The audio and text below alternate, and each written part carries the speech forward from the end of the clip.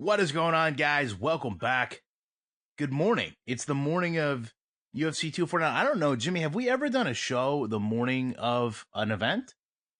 I don't think so, because All our right. breakdowns are done before this, and breaking news is pretty rare at this point, but not today. Yeah, not today. Boy, breaking is the key word when it comes to this. So here's the situation. I find this interesting in the sense that when we talked about this and we talked about, what could set sports back, what would be the biggest concern, what would be the worst case scenario. And then last night, that train all of a sudden started pulling into the station. And this is the one thing that I understand. And we talked about it at length, ad nauseum for some of you. But the reality is, what a lot of us were concerned with, what a lot of us said to ourselves, I'll watch this as a fan, but as a person, I know this is putting people at risk. Well, we learned that at least to some degree, that's coming to fruition. Jacare, obviously, a key name. I think some people look at issues like this in sport, and when it's not a big, high-profile person, they have a tendency to kind of brush it away. I hate to put it this way, but I feel like if it was just a corner man, probably wouldn't get a lot of publicity. But now you've got literally one of the most beloved figures in the sport that obviously either you would think took COVID-19 there, was tested, turned positive. His cornerman then turned positive. But more concerning is, because we live in such a social media world, you have the face-offs. Let me try to talk this morning that happened, which we pretty much assumed wouldn't, where thankfully Jacare was in a mask, but you also see him out in these communal areas with other fighters where they're, touching practically each other. So a lot of worry about what's going to happen because of this and what could happen in the future. And I hate to say it, the average person is looking at this and saying, why are all these idiots wearing shorts when one of them has the disease and they're just acting like everything's fine? Yeah, the problem is, and step by step, here's the breakdown. He had said in his pre-fight disclosure, the paperwork they make you fill out, that a family member had it. So they were already cautious about Jacare. Their story is, we were already cautious, so we isolated him, we tested him. That's why in the face-off with Uriah Hall, they were the only ones wearing masks. He is wearing gloves. They are not close to each other. They're 6 feet apart. They're social distance apart for the face-off until the test came back. It came back positive, and he's not going to be fighting. We isolated him again. The problem with this narrative is Fabricio Verdum put a story on, I think it was his Instagram, might have been his Twitter, and him and Jacare are a couple feet apart. So the idea that we kept him isolated completely and then he didn't face off his opponent, he didn't close, we got this under control, is countered by what we saw, especially the one I saw with Verdum, where they're right next to each other. He's not isolated. He's not sitting off by himself. Now, he had a mask on. He had gloves on. He did what he could to minimize the cost and the risk. But at the heart of this is, you can only make it so safe, right? Unless he's literally completely isolated until he gets the test back, there's a chance he gives it to somebody else. There's a picture of them, and I saw it, him and Dana White fist bumping with his gloves on. And then Dana White touched other fighters. It's difficult to manage without pure, complete isolation. Did you see the pictures of the fighters getting tests? Where they've stuck the Q-tip up their nose and all this stuff. Did you see those pictures? Yeah, unfortunately, just full disclosure, yeah, I had to get tested. Yeah. I had to get tested earlier this week, and it's very ironic to me that I had called and spoke to the practitioner that was doing the test, having seen some of the videos, but being ignorant myself. And I said, I'm concerned about the test. And she tells me, no need to be concerned. It's just a little swab in your nasal cavity. And, I think they also did a dab inside of my cheek. So I get there and she goes, so go ahead and tilt your head back. And I'm like, for what? And then just puts that swab in there. And for 2 days, I felt like it had stayed in there. Yeah, it's a difficult thing, but I think when we go back to the heart of the situation it's pretty clear they didn't have control over an uncontrollable situation. And that's going to be what concerns everyone. Right. They had the best control they could. But did you see how the people testing the fighters were dressed? Yeah, full blown correctly. Full blown. goggles, gloves, Mask, masks, shield. the suit, everything. That's the only safe way. If we all went around dressed like that, we'd be okay.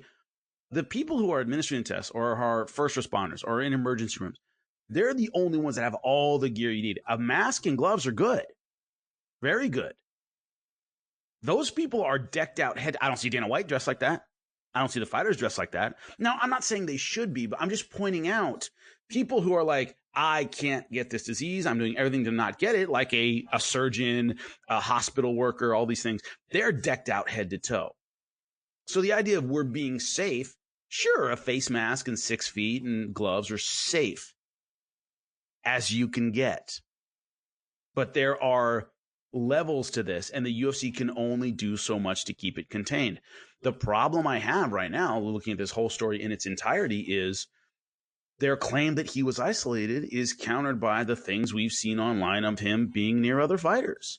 He clearly wasn't totally isolated. Now, if this is it, if Jacare and his cornermen have obviously COVID, no symptoms right now. I'm not that worried about their health. I really like Jacare. I've trained with him. I know him. He's a really good guy. My first thought was, man, I hope he's okay, right? Apparently he's asymptomatic. Apparently his cornermen are asymptomatic. I'm very thankful for that. I just hope it doesn't get to Verdum. It doesn't get to all these other people. If they can contain this right now, and it's Jacare and his 2 cornermen, and that's it, and nobody else on this thing tests positive, okay, they contained it as well as they could have. But we won't know that for a while. That's the problem, is the delayed reaction of this thing. If Dana White fist bumped Jacare, which I saw online, and he got it, he's going to be at every event. We're not going to know for a couple of weeks whether or not he has it. So it's just one of those things where this is the difficulty with COVID, period. It's very communicable, and you get it very, very easily. And so we'll have to see how it goes from here. But that whole, they'll hush up a positive test. And I don't know if you saw my YouTube video about that. And I said, look, they can't legally do that. And the commissions won't allow, it's just not possible in today's world. It's not. So Jacare tests positive, boom, he's out, and we all know it. So they will know in the next couple of weeks whether or not it's spread to anybody else. And that would be a huge deal. That would really be huge. Let me ask you this. One of the most overwhelming sentiments that I've seen from people outside the sport, which I personally don't totally agree with, but I think it merits some discussion, is that having these events in the face of every other sport being shut down for the most part, some are starting to come back really as early as the next 7 to 10 days. Do you feel like this shows Dana viewing his athletes only as a paycheck, only as a number, not as genuine concern? And when you see people take this impression of, you had a guy that came out to fight, that clearly, to Jacare's credit, who, again, one of the very few fighters I've ever even taken a picture with, a guy that I really respect and admire, is really the epitome of what MMA should be, going through, Strike Force and continuing on and finding the upper echelon of the sport. It's the guy that everyone wants to cheer for. I've never found someone that doesn't like Jacare to that point, except maybe Derek Brunson. So with that said, you have a scenario where he comes out and says, honestly, hey, listen, I have people around me that I've been close to that have this. Why at that point do you not just say, okay, we need to get you back home. Appreciate you coming out. There's no need to risk this. But instead, it looks like, even though, as you said, abundance of caution, right? Doing everything we can do, we're learning that one way, shape, or form, it's just not possible. And we talked about this going back to the prior videos. It's not possible to run a whole fight camp. It's not possible to run a whole fight and have everyone stay this, distance away. And I think what you'd mentioned before is, you see Dana, you see the fighters. They're not in masks. They're not in gloves. Well, of course they're not going to be. Dana can't publicly give the perception that he has to wear a mask and gloves. That screams to everyone, hey, this is unsafe. I feel like I have to do this to be comfortable. You can't have 80%, 90% of your face-to-face weigh-in or, images with people wearing gloves and a mask. They're going to fight later tonight, right? They're not going to have a mask and gloves on then. Well, they're going to have gloves, but not a mask. So, I mean, you have to keep some type of visual perception that this is safe, this is normal, these images aren't out of the ordinary. Unfortunately, I mean, we're learning it was kind of everything but that. let's flip it around a little bit and see the perspective of the other side. Is it fair to Jacare if he fills out the medical history form, whatever it is, and says, yeah, some of my family members have it, and they go, okay, stay in Brazil. You aren't even coming here. Is that fair to him? Hey, test me. I mean, at least give me a test and let me see. Don't just blackball me because my relative has it. We don't know which relative has it. That's medical privacy. But you know what I mean? Would that have been fair to him to say, don't even get on the plane?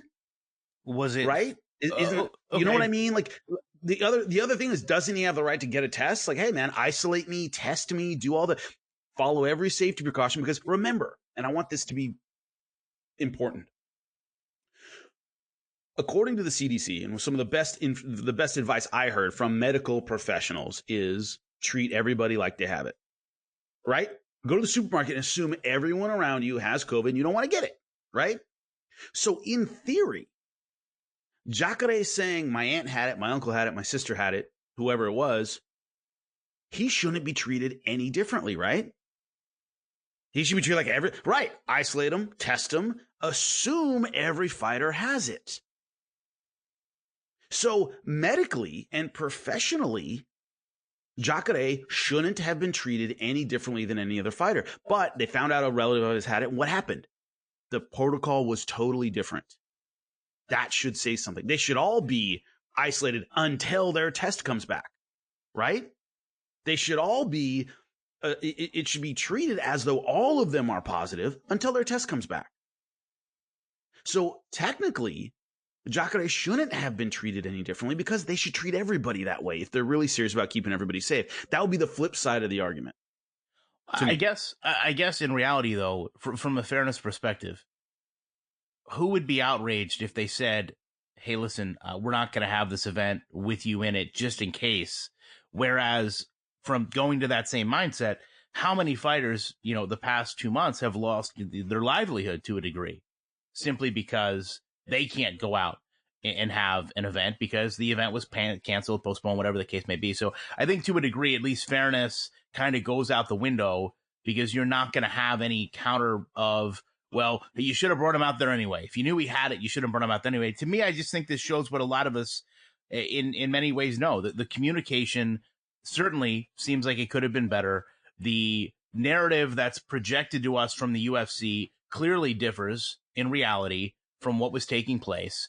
And at the end of the day, everyone involved in the sport looks just a little bit silly because in a way you have what everyone was telling us would happen happening. In the whole time, Dana and a lot of people were very defiant that this could and would not be happening. To be fair, in my opinion, what cannot happen and what Dana White will be exceptionally defiant about at this point is they can't control somebody coming in with COVID. That's why they test them. Right? You could say, nah, nobody around me has it, you filled all the forms, and you do have it, right? You went to the supermarket, you touched something somebody touched, and you have it, right? They can't control that. And I don't hold the UFC responsible for something coming into the event with COVID, Jacare, okay? Now, we can go back and forth all day about whether or not he should have been allowed to come there once he disclosed a family member had it. He may not have disclosed that also until he got there. Right? They might not have asked him this in Brazil. They probably might have asked him this when he got off the plane. Hey, fill out this medical history form. Does anyone you know have it? Yes, my cousin or uncle or sister, or whatever. They might not have known that until he got off the plane. I don't necessarily blame the UFC for somebody coming in with COVID. If anyone leaves with COVID, that's everything. If Verdum got it, if Dana got it, if Carlos Esparza got it, if any fighter got it, because Jacare was there and his cornermen were there and they weren't isolated well enough, that is the death knell of these upcoming fights. Not somebody coming in with COVID, somebody leaving with COVID. And now that Jacare has tested positive, let's say Carlos Esparza gets it. And I'm just picking out a name. It's hard to say she got it at 7-Eleven. Now that we know Jacare is positive. Remember, We said before, how could you trace it back to the UFC necessarily?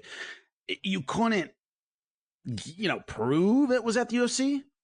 But if somebody leaves the UFC and tests positive in the next couple weeks, and Jacare tested positive, that's tough.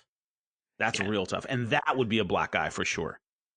Yeah, no, I agree. But at least one thing we know is the events that we have planned are going to happen just in terms of time frame of testing, probably more than likely before any of that takes place. So we are going to be there to cover those events. We will be back with a full UFC 249 recap. We appreciate you guys checking this out. Obviously, hope the best for everyone involved and that you guys have stayed healthy, safe, isolated if need be, and then enjoy the fights this evening. We will be back very shortly with more content.